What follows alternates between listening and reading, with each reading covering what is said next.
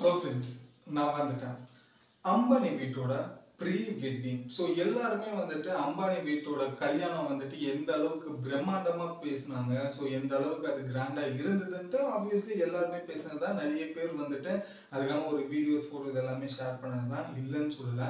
But எந்த ஒரு பிரம்மாண்டமான ஒரு விஷயங்கள் நடக்குதோ அதுக்கு பின்னாடி ஏதாச்சும் 0.1% ஏதாவது ஒரு தவறுகள் நடக்கும். ஸோ அதே போலதான் வந்துட்டு அம்பானி வீட்டு கல்யாணத்துலயுமே ஒரு தவறு நடந்தது. அதுதான் திருட்டு.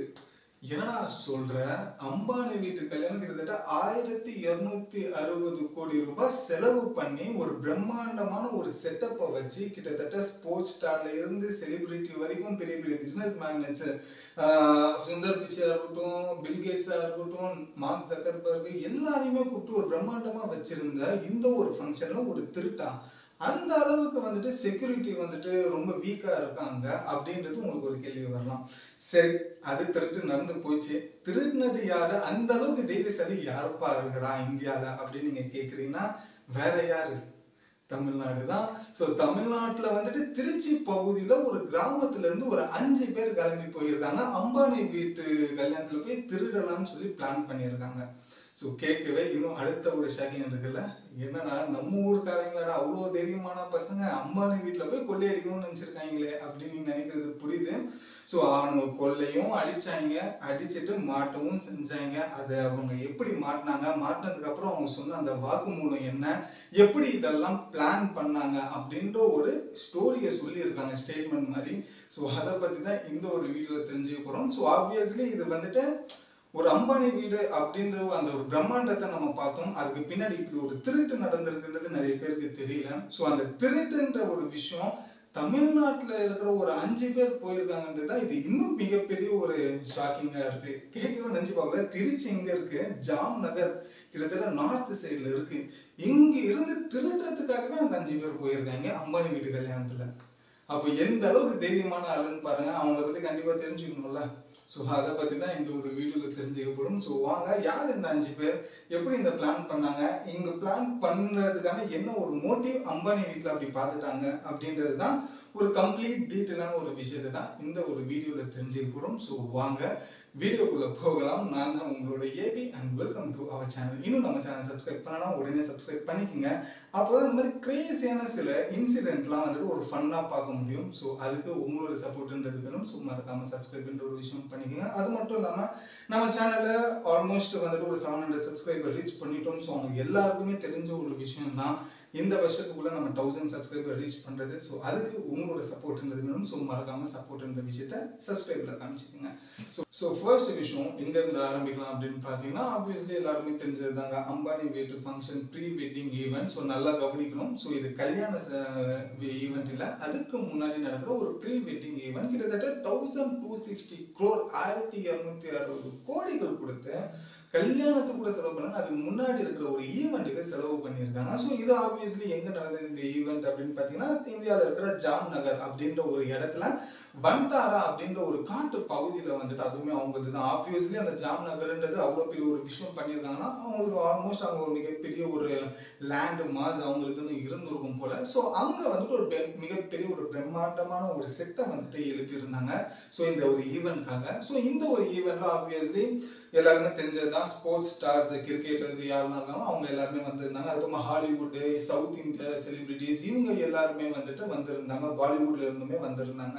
ஸோ இவங்க எல்லாருமே வந்துட்டு அந்த ஒரு ஈவெண்ட்ல கலந்துட்டாங்க. அதுக்கப்புறம் பெரிய பெரிய பிசினஸ் மேன்ஸ், மார்க் ஜக்கர்பர்க் ஃபேஸ்புக்கோட ஓனர், அப்புறம் பில்கேட்ஸ் மைக்ரோசாஃப்டோட ஓனர், அதுக்கப்புறமா கூகுளோட சிஇஓ அவங்க, அப்புறம் பிளாக் ராக் அப்படின்ற இன்னொரு அந்த கம்பெனியோட சிஇஓ, இவங்க எல்லாருமே மிகப்பெரிய ஒரு பணக்காரர்கள், உலகத்திலே மிகப்பெரிய பணக்காரர்கள் எல்லாருமே வந்துட்டு இந்த ஒரு ஈவெண்ட்ல பண்ணிட்டாங்க. ஆப்வியஸ்லி எல்லாருமே தெரிஞ்சதுதான். ஸோ இந்த ஒரு விஷயம் வந்துட்டு பண்றதுக்கு முன்னாடியே நிறைய பேருக்கு வந்துட்டு இன்ஃபர்மேஷன் வெளியில வந்துடுச்சு. ஸோ இந்த டேட்ல ப்ரீ வெட்டிங் ஈவெண்ட் ஒன்று நடக்குது, ஜாம் நகர்ல வந்தாரான்ற ஒரு இடத்துல நடக்குது. ஆப்வியஸ்லி எல்லாருக்கும் அந்த இன்ஃபர்மேஷன் வந்ததுக்கு அப்புறமா இந்த இன்ஃபர்மேஷனை கேட்டு ஒரு 5 பேர் நம்ம ஊர்ல இருந்து கிளம்புனாங்க. அந்த 5 பேர் எங்க இருந்து கிளம்புனாங்கன்னா, தமிழ்நாட்டில் இருக்கிற திருச்சியில ஒரு கிராமம் இருக்கு. ஸோ அந்த ஒரு இடத்துல ஒரு கார் பேசி கிளம்பி இருக்காங்க. என்ன அவங்களோட ஃபர்ஸ்ட் பிளான் இருந்தது அந்த 5 பேர்ல அப்படின்னாக்கா, இப்போ அம்பானி வீட்டு ஃபங்க்ஷன் நடக்க போகுது இந்த டேட்ல. ஸோ இந்த ஒரு டேட்ல வந்துட்டு இந்த இடத்துக்குள்ள நம்ம எப்படியாவது போயிடணும். அப்படி நம்ம இந்த ஈவெண்ட்டுக்குள்ள ஏதாச்சும் ஒரு வேலை பார்க்குற மாதிரி உள்ள நுழைஞ்சிட்டோம்னா, அதுக்கு அப்புறமா அங்க இருக்கிற எல்லாருமே மிகப்பெரிய ஒரு ஆக்ட்ரஸ், செலிபிரிட்டிஸ் எல்லாமே மிகப்பெரிய பணக்காரர்கள் தான் வருவாங்க. ஸோ அவங்க கிட்ட இருந்து நம்ம ஏதாச்சும் ஒரு பொருளை ஆட்டையை போட்டுட்டு அங்கிருந்து எஸ் ஆயிடலாம். ஸோ அது மட்டும் இல்லாம அந்த ஒரு கல்யாணத்துல ஏதாச்சும் ஒன்று நகை பணம் எது கிடைச்சாலுமே அதை எடுத்துட்டு நம்ம ஓடிடலாம் அப்படின்னு சொல்லிட்டு சில்லியா ஒரு பிளான ஒண்ணு போட்டிருக்காங்க. அவங்க யோசிச்சு கூட பார்த்துருக்க மாட்டாங்க. அம்பானி வீட்டு ஃபங்க்ஷனா எவ்வளவு பெரிய ஒரு செக்யூரிட்டி இருக்குன்றது அதெல்லாம் எதுவுமே நினைக்காம நம்ம அந்த கல்யாண வீட்டுக்குள்ள போய் ஏதாவது வேலை செய்யற மாதிரி நடிச்சு ஏதாச்சும் ஒன்று கொள்ளையடிச்சிட்டு வந்துடலாம்னு சொல்லி இந்த 5 பேரும் பேசியிருக்கானுங்க போல. ஸோ பேசிட்டு அந்த ஈவெண்ட் எப்படியுமே வருது. இந்த 5 பேருமே ஒரு 2 நாளைக்கு முன்னாடி கிளம்பி இருக்காங்க திருச்சியில இருந்து நேரா வந்துட்டு டெல்லி வரைக்கும் ட்ரெயின்ல போயிருக்காங்க. ட்ரெயின்ல போனதுக்கு அப்புறமா டெல்லிக்கு அப்புறமா என்ன பண்ணீங்கன்னா அங்க இருந்து கார் ஒண்ணு பேசி ஜாம் நகர்ல போய் இறங்கி இருக்காங்க. ஜாம் நகர்ல இறங்கி போனதுக்கு அப்புறமா கரெக்டா இது வந்தாரா அப்படின்ற அந்த ஒரு இடம் இங்க இருக்குன்னு சொல்லி தேடி போயிட்டு கரெக்டா கேட்டாண்ட போய் நிக்கிறாங்க. கேட்டாண்ட போய் நிற்கும் போது அங்க மிகப்பெரிய ஒரு செக்யூரிட்டி இருக்காங்க. ஸோ நிறைய பேர் செக்யூரிட்டிஸ், பவுன்சர்ஸ் இவங்க எல்லாருமே இருக்காங்க. சரி இவங்க வேலை செய்யற மாதிரி போறோம் அப்படின்ற மாதிரி சொல்லி உள்ள போற மாதிரி ட்ரை பண்ணியிருக்காங்க. பட் அங்க இருக்கிறவங்க எல்லாருமே அடிச்சு துரத்திருக்காங்க. ஏன்னா அப்பாயின்மெண்ட் இல்லைன்னு சொல்லி அனுப்பிட்டு இருக்காங்க. இதை அவங்க யோசிச்சே பார்க்கல. என்னடா இது எப்படியாவது உள்ள போயிடலான்னு பார்த்தா இங்கேயே நம்மளை லாக் பண்ணான்னு சொல்லிட்டு அந்த கேட்டை கூட அந்த 5 பேர் தொடாம திரும்பி ரிட்டர்ன் பண்ணிட்டாங்க. இங்கேயே ஒரு பயங்கரமான முக்கம் இதாங்க 5 பேரும். சரி ரிட்டர்ன் வந்ததுக்கு அப்புறமா சரி வந்துட்டோம், இவ்வளவு தூரம் பயணப்பட்டு வந்துட்டோம், ஏதாச்சும் ஒண்ணு நம்ம பண்ணியே ஆகணும், ஏதாச்சும் ஒண்ணு எடுத்துட்டு தான் ஊருக்கு போகணும்னு சொல்லிட்டு விடாப்படியா அந்த 5 பேர் இருந்திருக்காங்க போல.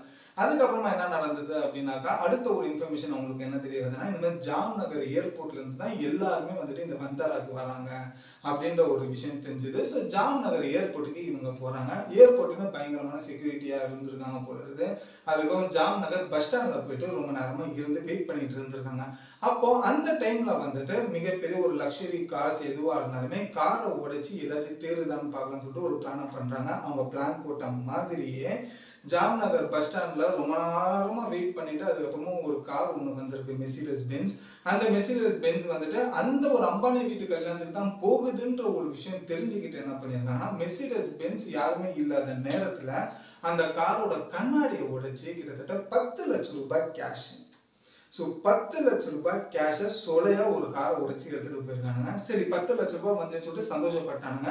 அதுக்கப்புறம் திரும்பி கொஞ்சம் தள்ளி அதே போல அந்த கல்யாணம் நடக்கிற சுத்தி இருக்கிற இடங்களே அங்கங்கன்னு வெயிட் பண்ணி பாக்குறாங்க. அதே போல அடுத்த ஒரு மிகப்பெரிய ஒரு கார் ஒண்ணு வருது.